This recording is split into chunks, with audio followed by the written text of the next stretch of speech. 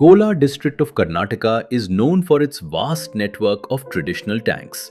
But as these tanks became choked with silt, they were no longer able to recharge groundwater, adversely affecting agriculture and biodiversity.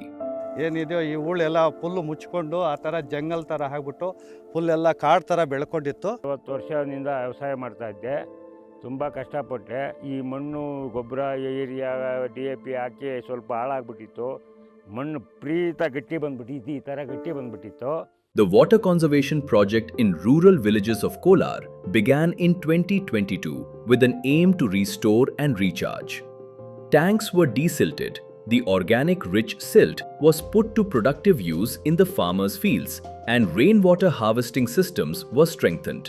చెగల్ foundation ఇంకా మాకి కుషవండ ఇచ్చినారు. ఎండాకాలం బోర్లనికి ఇడిసి మేము పంట చేసుకుంటున్నాము. రెండేళ్ళకి వచ్చి ఏడాదికి వచ్చి 2 పంటలు చేసుకుంటూ ఉంటాం. Together, these structures increased surface storage and the nutrient-rich silt helped farmers enhance crop productivity. ಚೆನ್ನಾಗಿದೆ, ಇದು ಹೊಡ್ಕೊಂಡ್ರೆ ಒಳ್ಳೆಯದು. ಸಾಲ ಆದರೂ ಮಾಡಿ ನೀನು ಮಣ್ಣು ಹೊಡಿ, ಗೊಬ್ಬರ ಹೊಡಿತೀರಕ್ಕೆ ಮೊದಲು ಮಣ್ಣಾದರೂ ಹೊಡಿ, ಅದು ಸೂಪರಾಗಿ ಬೆಳೆ ಬೆಳೆಯುತ್ತೆ. ಏನು ಯಾವ ಬೆಳೆನೇ ಆಗಲಿ, ನೀನು ಜೋಳ ಇರ್ಬೋದು, ಸ್ವೀಟ್ ಕಾರ್ನ್ ಇದು ರೋಜಾ ಇರ್ಬೋದು, ಟಮಾಟ ಇರ್ಬೋದು, ಯಾವುದೇ ಬೆಳೆಗೂ ಮಣ್ಣು ಹೊಡ್ಕೊಂಡ್ರೆ ತುಂಬ ಒಳ್ಳೆಯದು. ಗೊಬ್ಬರಕ್ಕೆ ಕೊಟ್ಟರೆ ಕಾಸು ಕೊಟ್ಟರೆ ಮಣ್ಣು ಬರುತ್ತೆ. ಆದ್ದರಿಂದ ನಾವು 1.5 ಎಕರೆ ಜಮೀನಿದೆ. 1.5 ಎಕರೆ ಜಮೀನಲ್ಲಿ 1 ಎಕರೆಗೆ ಹೂಳು ತುಂಬಿದ್ದೀರಿ. ಮಣ್ಣು ಅರ್ಧ ಎಕರೆಗೆ ತುಂಬಿಲ್ಲ. ಆದ್ದರಿಂದ ಇವಾಗ 1 ಎಕರೆಯಲ್ಲಿ 1.5 ಎಕರೆಯಲ್ಲಿ ಹೋದ ವರ್ಷ 35 ಟನ್ ಕೋಸು ಬೆಳೆದಿದೆ. ಈ ವರ್ಷ ಬಂದುಬಿಟ್ಟು 50 ಟನ್ ಆಗೋ ನಿರೀಕ್ಷೆ ಇದೆ ನನಗೆ. ನೀವೇ ನೋಡ್ಬೋದು ಹೂಳು ಹಾಕಿರೋದಕ್ಕೆ ಹೂಳು ಆಗದಿರೋದಕ್ಕೆ ಏನು ವ್ಯತ್ಯಾಸ ಇದೆ ಅಂತ ಹೇಳ್ಬಿಟ್ಟು. ಸ್ಕ್ರಾಪ್ ಬಂದುಬಿಟ್ಟು ಚೆನ್ನಾಗಿ ಬಂದಿದೆ, ನಮಗೆ ಒಳ್ಳೆ ಇಳುವರಿ ಬಂದಿದೆ. 50 ಟನ್ ಆಗೋ ಸಾಧ್ಯತೆ ಇದೆ ನಮಗೆ. ಮಣ್ಣು ಹಾಕಿರೋದಕ್ಕೆ ಮಣ್ಣು ಹಾಕದಿರೋದಕ್ಕೆ ಜಾಸ್ತಿ ವ್ಯತ್ಯಾಸ ಇದೆ ನಮಗೆ. As these interventions rolled out, water returned to the villages, boosting hope and confidence. Regular meetings of the tank users group were conducted, ensuring transparency and sustainability.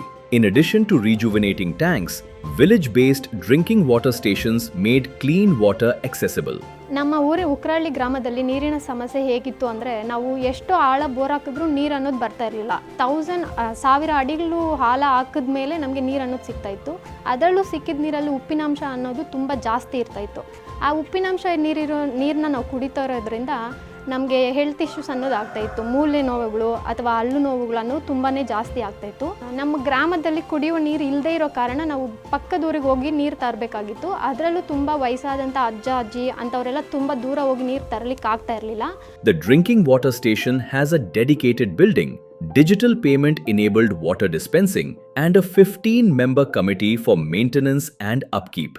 As the community takes charge, the outcomes find stronger ground. The journey forward is full of promise as the project continues to make water a shared responsibility. ಈ view ಮಾಡಿರೋದ್ರಿಂದ ಯಾರೋ ಒಬ್ಬರು ಸುಮ್ಮನೆ ಬಂದು ಕೆರೆ ತುಂಬಿರೋ ಟೈಮಲ್ಲಿ at least ಇಲ್ಲಿ ಬಂದು ನಿಂತ್ಕೊಂಡು ಹಿಂಗೆ ನೋಡೋದಕ್ಕೆ ತುಂಬ ಸಂತೋಷ ಆಗ್ತದೆ. ಚೆನ್ನಾಗಿದೆ.